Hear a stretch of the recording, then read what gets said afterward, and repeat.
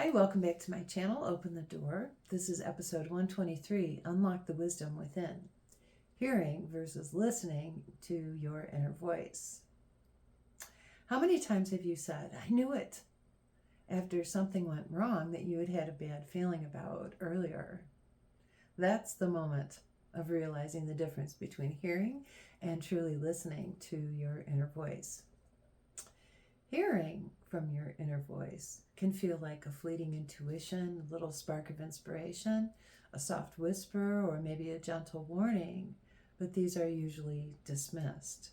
When we're listening to our inner voice, there's pausing that occurs, and then we're open to receiving the message and then trusting that message and acting on the guidance instead of brushing it off.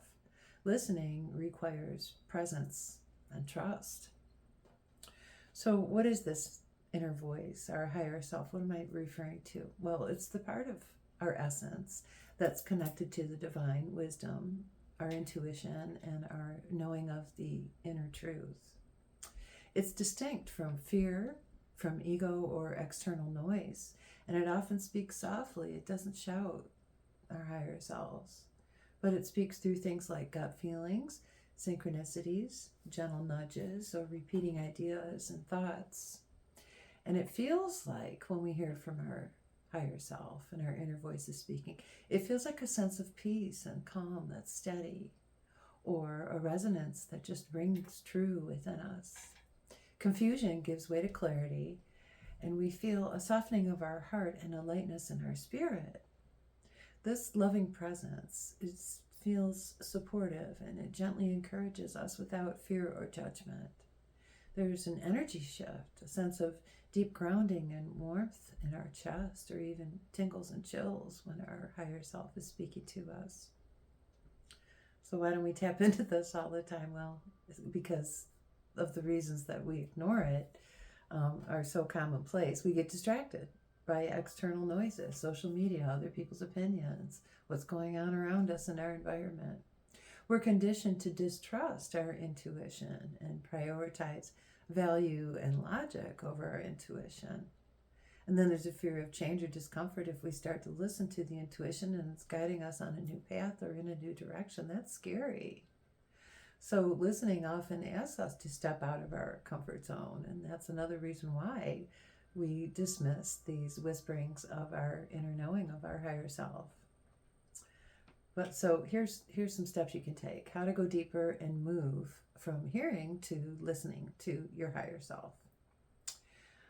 First thing you can do would be create a quiet space in your environment.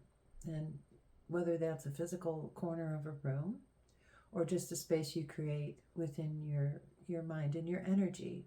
But you can do that through meditation or nature walks and even journaling. Got some prompts for you before the episode closes, so keep your journal out if you got it.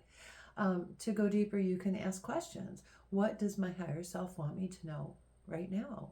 Or about a particular situation if you're trying to make a decision or discern what's going on. And speaking of discernment, that's the next step. So practice discernment.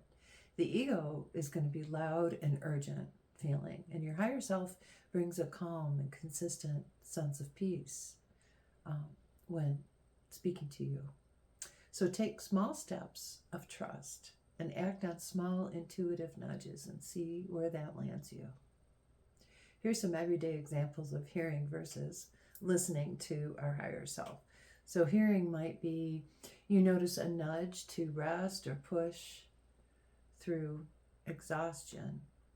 And listening would be that you actually do pause and rest and avoid burnout. I worded that wrong. You notice a nudge to rest. Oh, okay. But you're pushed through exhaustion. I just wanted to clarify that because it's going to bug me. And then listening means you actually do pause and rest and avoid burnout. Another example of just hearing from your higher self would be that you feel something's off about a situation, but you ignore it, you dismiss it. And listening to that feeling that something is off means that you trust that feeling, you protect your energy, and you take action to do what is needed for the protection of your energy. So here's the prompts I told you that were coming for those of you that do keep a journal. The first question is, when was the time I ignored my inner voice and what happened? The second question, what does it feel like in my body when my higher self speaks? And the third question, how can I create space in my day to listen, not just hear? So connecting with your higher self, it feels like coming home to yourself. It does. It feels peaceful. It feels comforting.